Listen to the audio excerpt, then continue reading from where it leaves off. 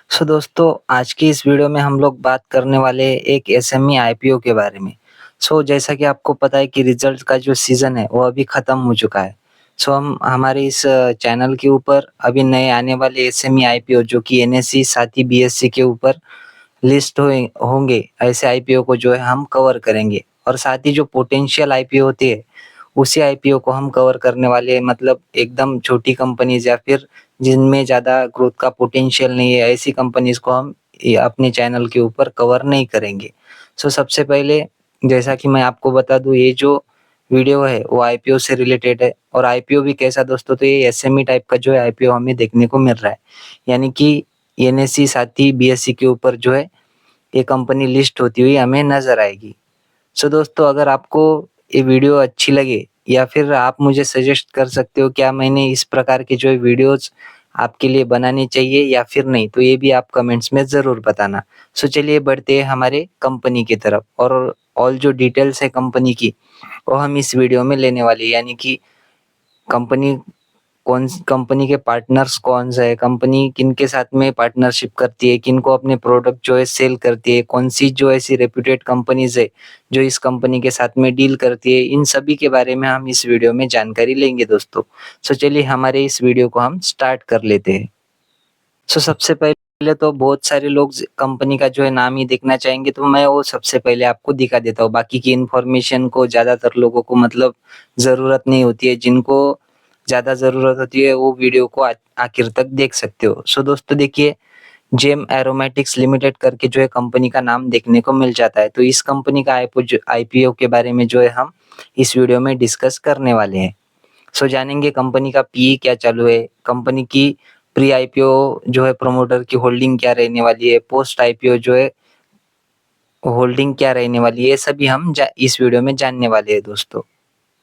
सबसे पहले तो हम कंपनी के बारे में जान लेते हैं। तो देखिए, कंपनी ने यहाँ पर बता करके रखा है कि ये जो कंपनी है 1997 में हमें इनकॉर्पोरेट होती हुई देखने को मिल रही थी। यानी कि इस कंपनी की जो स्थापना है वो 1997 में होती हुई हमें देखने को मिल रही है। और कंपनी क्या करती है, देखिए, Gem Aromatics Limited manufacture speciality ingredient जो है कंपनी बनाती हुई नजर आती है। उसके साथ ही कंपनी जो essential oils, aroma chemicals, value added derivatives in India with over 2 decades, यानी कि कंपनी जो है 2 डिकेड से जो है अपनी सो 2 डिकेड्स से जो है कंपनी हमें काम करती हुई देखने को मिल रही है और कंपनी के पास में 2 डिकेड्स का हमें एक्सपीरियंस देखने को मिल जाता है। The company offers various products, यानी कि कंपनी का जो है जो पोर्टफोलियो हमें वास्ट टाइप का पोर्टफोलियो देखने को मिल जाता है। एंड मदर इंग्रेडिएंट, जैसे कि आपको पता है कि जो इंग्रेडिएंट्स होती है जो अलग-अलग प्रोडक्ट्स में यूज़ किए जाते हैं, जैसे कि केमिकल्स वगैरह, तो वो मैन्युफैक्चर करने का काम कंपनी बनाती है। उसके साथ ही वैल्यू एडेड डेरिवेटिव्स में भी कंपनी काम करती हुई नज़र आती है। उसके बाद में कंपनी ने बहुत सारे मतलब कुछ अपने ऐसे सेगमेंट्स बता कर के रखे हैं जिसमें कंपनी काम करती है। तो देखिए, कंपनी के टोटल 70 प्रोडक्ट्स देखने को मिल जाते हैं, कैटेगराइज्ड इनटू 4 डिस्टिंक्ट ग्रुप, यानी कि 4 ग्रुप्स में जो है कंपनी के प्रोडक्ट्स कैटेगराइज्ड किए गए हैं। वो 4 ग्रुप्स कौन से देखने को मिल जाते हैं, तो वो है दोस्तों मिंट एंड इट्स डेरिवेटिव्स, यानी कि मिंट, जैसा कि आपको पता है जो मिंट्स होती है, जो माउथ फ्रेशनर्स वगैरह में यूज़ होती है, तो उसमें भी कंपनी अपना योगदान देती है। उसके साथ ही clove and its derivative, clove मतलब लौंग, जैसा कि आपको पता होगा, तो उससे रिलेटेड डेरिवेटिव्स और उसके रिलेटेड फ्लेवर जो है कंपनी मैन्युफैक्चर करती है। उसके साथ ही फिनॉल भी मैन्युफैक्चर करने का काम कंपनी करती हुई नज़र आती है। उसके साथ ही other synthetic and natural ingredients, यानी कि अदर भी जो सिंथेटिक, यानी कि जो नेचुरली मैन्युफैक्चर ना करते हुए जो कंपनी अपने रिसर्च एंड डेवलपमेंट सेंटर में जो डेवलप करती है उसको आप सिंथेटिक बोल सकते हो। जो नेचुरली प्रोड्यूस नहीं होता उसको सिंथेटिक बोलते हैं। एंड जो नेचुरल इंग्रेडिएंट्स है, उनको भी मैन्युफैक्चर करने का काम कंपनी करती हुई नज़र आती है। बाद में कंपनी ने यहाँ पर बता करके रखा है कि in fiscal year 2025 the company serves 225 customer, यानी कि कंपनी के पास में 225 कस्टमर देखने को मिल जाते हैं, जिसमें कि 44 जो कस्टमर्स है वो हमें इंटरनेशनल कस्टमर देखने को मिल जाते हैं अक्रॉस द 18 कंट्रीज, यानी कि 18 18 कंट्रीज में यानी कि देशों में कंपनी ने जो है अपने प्रोडक्ट सेल करती हुई नजर आती है। इंक्लूडिंग इसमें जो है अमेरिका आता है दोस्तों, एशिया, अफ्रीका, साथ ही ऑस्ट्रेलिया में भी कंपनी अपने जो प्रोडक्ट्स है वो सेल करती हुई नजर आती है। उसके बाद में कंपनी ने बता करके रखा है कि कंपनी सेल्स किस प्रकार से करती है। तो कंपनी ने बताया कि बिजनेस टू बिजनेस बेसिस के ऊपर कंपनी सेल करती है। उसके साथ ही export sales through method including direct sale, जो है डायरेक्ट कंपनी को जो है कंपनी सेल करती है। उसके बाद में सेल्स वाया सब्सिडरी, कंपनी की जो सब्सिडरी देखने को मिल जाती है जो कि है जेम एरोमेटिक्स एलएलसी करके, तो उसके थ्रू भी कंपनी अपने प्रोडक्ट सेल करती हुई नजर आती है। और ये जो सब्सिडरी है कंपनी की वो हमें यूएसए में लोकेट करती हुई नजर आती है, यानी कि यूएसए में ये सब्सिडरी हमें देखने को मिल जाती है। सो दोस्तों ये भी आपने ध्यान में रखना है कि टैरिफ वगैरह का जो प्रेशर है वो कंपनी के ऊपर आता रहेगा, क्योंकि कंपनी यूएस में जो है अपनी सब्सिडरी ओपन करके बैठी है। तो इसको भी आपने ध्यान में रखना है। जो जियो पॉलिटिकल जो इवेंट्स होते हैं उसका भी इम्पैक्ट जो है इस कंपनी के में ऊपर हमें गिरता हुआ नजर आएगा। उसके बाद में थर्ड मेथड जो कंपनी ने बता करके रखी है वो है sales through third party agencies, यानी कि जैसे थर्ड पार्टी होती है, जैसा कि कंपनी या फिर उसकी सब्सिडरी ना बेचकर कुछ और भी डीलर्स हमें देखने को मिल जाते हैं कंपनी के, उनके थ्रू भी कंपनी जो है अपना अपने प्रोडक्ट सेल करती हुई नजर आती है। उसके बाद में कंपनी ने बता करके रखा है कि एज ऑफ 31 मार्च 2025 यानी कि 31 मार्च 2025 तक कंपनी के जो R&D में काम करने वाले लोग हैं वो 13 साइंटिस्ट देखने को मिल जाते हैं, who pivotally implemented state of the art technology that advanced our formulations in value added derivatives, यानी कि वैल्यू एडेड डेरिवेटिव्स में जो है वो काम करते हुए नजर आती है, जिनसे कि कंपनी तक एक वैल्यूएबल प्रोडक्ट पहुंचा सके। इनके लिए जो है 13 साइंटिस्ट कंपनी के काम करते हुए नजर आते हैं दोस्तों। उसके बाद में कंपनी ने अपने कॉम्पिटिटिव स्ट्रेंथ्स बता करके रखी है, तो उसको भी हम ओवरव्यू कर लेते हैं। सो कंपनी ने क्या क्या कॉम्पिटिटिव स्ट्रेंथ बता करके रखी है। तो कंपनी ने बताया कि reputable manufacture of speciality in ingredients, यानी कि कंपनी ने बताया कि एक रेप्यूटेबल मैन्युफैक्चर कंपनी देखने को मिल जाती है in speciality ingredients in India, encompassing essential oils, यानी कि कंपनी इसेंशियल ऑयल्स, साथ ही एरोमा केमिकल्स, उसके साथ ही वैल्यू एडेड डेरिवेटिव्स में जो है एक्सपीरियंस कंपनी के तौर पे जो है काम करती हुई नजर आती है। उसके बाद में वाइड प्रोडक्ट रेंज, यानी कि कंपनी का जो पोर्टफोलियो है वो हमें वाइड देखने को मिल जाता है, बहुत बड़ा पोर्टफोलियो कंपनी का देखने को मिल जाता है, ऐसा भी कंपनी ने बता करके रखा है। उसके साथ ही कंटिन्यूअस प्रोडक्ट डेवलपमेंट, यानी कि कंपनी अपने प्रोडक्ट्स को डेवलप करने के लिए कंटिन्यूअस जो है प्रयास कर रही है, ऐसा कंपनी ने बता करके रखा है कि लगातार कंपनी R&D कैपेबिलिटीज को सपोर्ट करती रहती है, जैसे कि रिसर्च एंड डेवलपमेंट, नए प्रोडक्ट रिसर्च करना, उसको डेवलप करना, इसमें कंपनी जो है लगातार काम करती हुई नजर आती है। उसके साथ ही जो थर्ड पॉइंट बता करके रखा है वो बता करके रखा है लॉन्ग स्टैंडिंग रिलेशनशिप, यानी कि कंपनी के जो रिलेशनशिप्स है वो हमें लॉन्ग टर्म के लिए अफेक्टिव देखने को मिल रहे हैं। उसके साथ ही वेल एस्टेब्लिश्ड कस्टमर्स, यानी कि कंपनी के जो कस्टमर्स है वो वेल एस्टेब्लिश्ड देखने को मिल जाती है इन इंडिया एंड ग्लोबली, यानी कि हमारे भारत के अंदर और भारत के बाहर भी कंपनी के जो कस्टमर्स है वो वेल एस्टेब्लिश्ड देखने को मिल जाती है, ऐसा कंपनी बता हमें यहाँ पर बता रही है। उसके बाद में स्ट्रेटेजिकली लोकेटेड मैन्युफैक्चरिंग फैसिलिटी, यानी कि जो इनकी मैन्युफैक्चरिंग फैसिलिटीज है उनके पीछे एक हमें स्ट्रेटजी देखने को मिल जाती है, और उस स्ट्रेटजी के चलते कंपनी के जो लोकेशंस है वो कंपनी ने सिलेक्ट किया है, ऐसा कंपनी ने बता करके रखा है। With a focus on sustainability, यानी कि सस्टेनेबिलिटी के ऊपर कंपनी ज्यादा फोकस कर रही है। और जो फोर्थ पॉइंट बता करके रखा है वो बता करके रखा है experienced promoters and management team, यानी कि कंपनी के पास में जो प्रोमोटर्स है वो एक्सपीरियंस देखने को मिल रहे हैं, साथ ही इनकी मैनेजमेंट टीम जो है वो हमें काफी मतलब एक्सपीरियंस मैनेजमेंट टीम देखने को मिल रही है, ऐसा फिलहाल तो कंपनी ने बता करके रखा है, जो कि हर एक कंपनी कहती है दोस्तों। उसके बाद में हम कंपनी के जो आईपीओ डिटेल्स है कुछ उनको भी कवर कर लेते हैं। तो देखिए कंपनी की आईपीओ डेट जो देखने को मिल रही है वो 19 अगस्त से लेकर 21 अगस्त तक जो है कंपनी का आईपीओ हमें ओपन रहता हुआ नजर आएगा।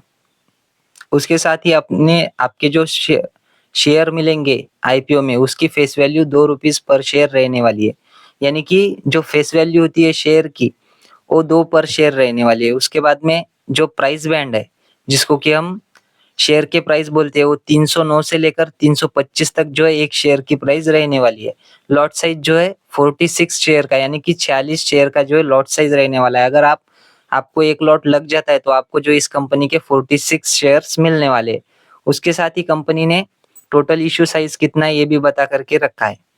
Fresh capital come offer for sale, यानी कि कंपनी ने बता करके रखा है कि फ्रेश जो शेयर इश्यू होने वाले हैं उससे कम या फिर उससे ज्यादा जो है ओएफएस कंपनी का रहने वाला है। यानी कि ज्यादा जो पोर्शन रहने वाला है, वो जो पहले से एग्जिस्टिंग जो शेयर होल्डर्स है वही अपना कोटा बेचने वाले हैं, ऐसा कंपनी ने बता करके रखा है। और फ्रेश इशू कम रहने वाला है।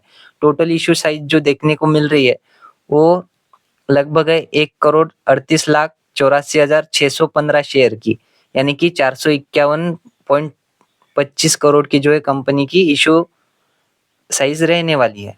उसके बाद में कंपनी ने फ्रेश इशू कितना रहने वाला है, तो 175 करोड़ का जो है फ्रेश इशू रहने वाला है, जिसमें कि 53,84,650 शेयर्स रहने वाले हैं। साथ ही ऑफर फॉर सेल जो है 276 करोड़ का ओएफएस, यानी कि जो पहले से जिन्होंने इस कंपनी में स्टेक होल्ड करके रखा है, वो जो लोग है वो 276 करोड़ का माल निकालने वाले हैं। यानी कि इससे फायदा उनको होगा, सीधा जो है कंपनी के हाथ में पैसा नहीं जाएगा। कंपनी के हाथ में सिर्फ 175 करोड़ जाते हुए हमें नजर आ रहे हैं।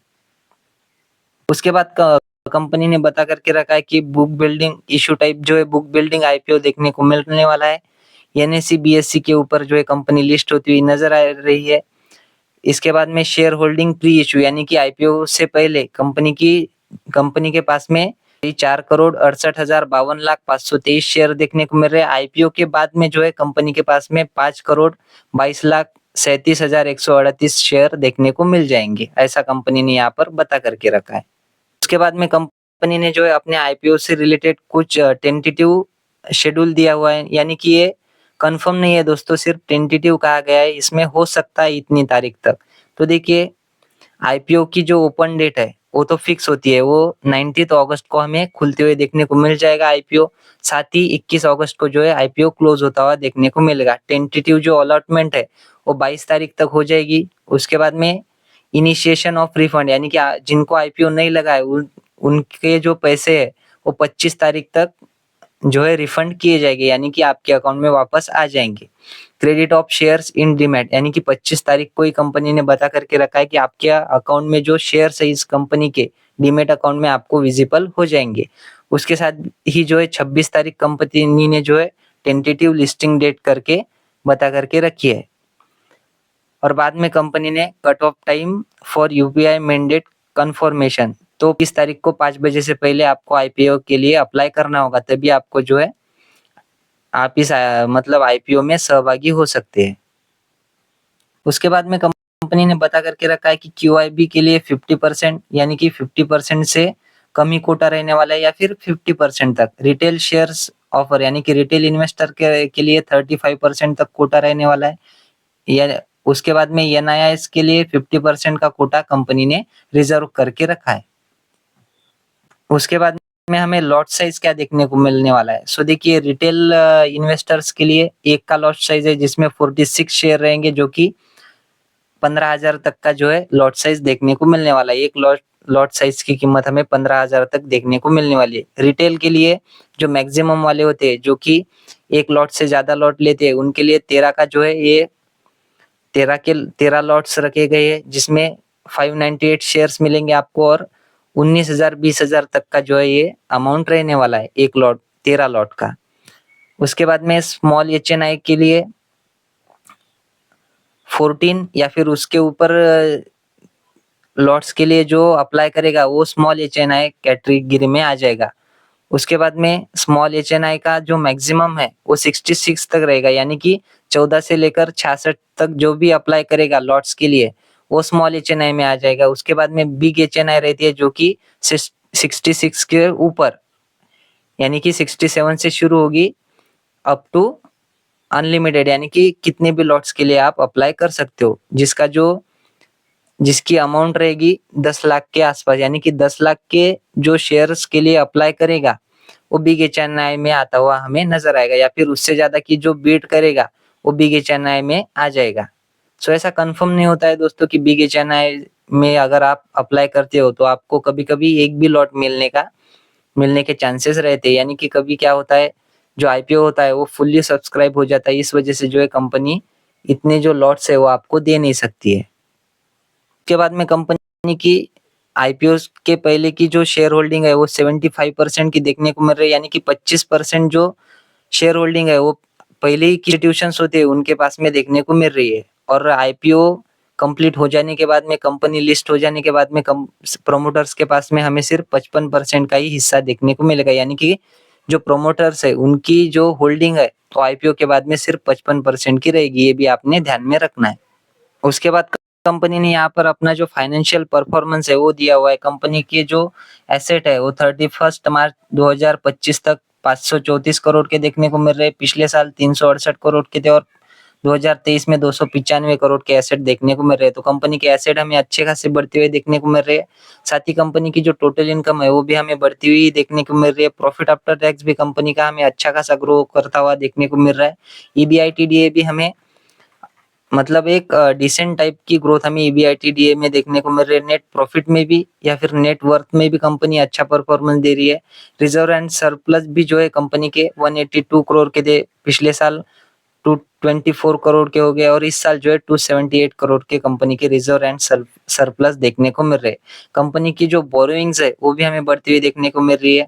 2023 में 89 करोड़ की थी, और पिछले साल 111 करोड़, और 2025 में 222 करोड़ की जो है कंपनी के ऊपर हमें बोरोइंग्स देखने को मिल रही है।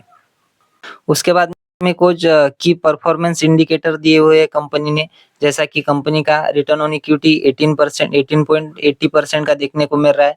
आरओसी 16.2% का, डेब्ट टू इक्विटी रेशियो 0.78 का देखने को मिल रहा है। प्रॉफिट आफ्टर टैक्स मार्जिन जो है 10.56% की देखने को मिल रही है। ईबीआईटीडीए मार्जिन जो है 17.55% की देखने को मिल रही है। प्राइस टू बुक वैल्यू 5.36 की देखने को मिल रही है। ईपीएस जो है कंपनी का आईपीओ से पहले 11.39 का देखने को मिल रहा है, आईपीओ के बाद में 10 रुपया 22 का हो जाएगा। और कंपनी का पी जो है वो 28.52 का देखने को मिल रहा है, जो आईपीओ के बाद में 31.8 का होता हुआ देखने को मिलेगा।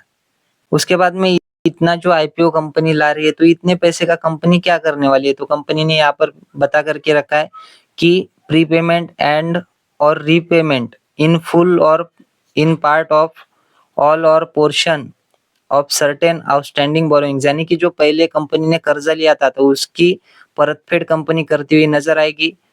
उसके बाद में जो इनकी सब्सिडरी की तरफ से कर्जा लिया गया था जिसका नाम है क्रिस्टल इंग्रेडिएंट्स प्राइवेट लिमिटेड, तो वो कर्जों को, वो जो कर्जा है उसको भी कम करने का काम कंपनी करने वाली है, ऐसा कंपनी ने फिलहाल तो बता करके रखा है। यहाँ पर कंपनी ने बता करके रखा है कि कंपनी जो है अपने कर्जों का रीपेमेंट करने के लिए 140 करोड़ का इस्तेमाल करेगी, जो कि 80% जो है आईपीओ का देखने को मिलने वाला है। और जनरल कॉर्पोरेट पर्पस के लिए भी कुछ कंपनी हिस्सा अपना यूटिलाइज करेगी। उसके बाद में यहाँ पर स्क्रीन पर आपको स्ट्रेंथ्स एंड रिस्क देखने को मिल रहे हैं, चाहो तो उसको भी आप एक बार पढ़ लेना।